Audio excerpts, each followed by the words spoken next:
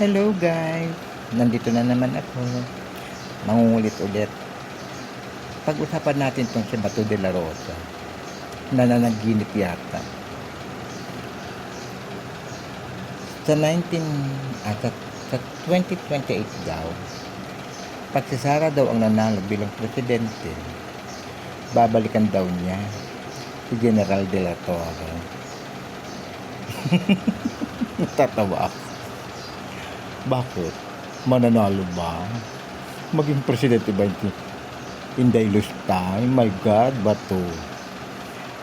Hintayin mo, matatapos na rin ang termino mo. Mawawala ka na sa paningin namin. Isa kang puwing sa mata namin. Hayop ka. Isa kang dumi. Demonyo ka. Tandaan mo yan. Napakagago mo. Babata-banta ka pa, animal ka. Akala mo naman sure win ng Sara mo. Ulul, manahimik ka, gago.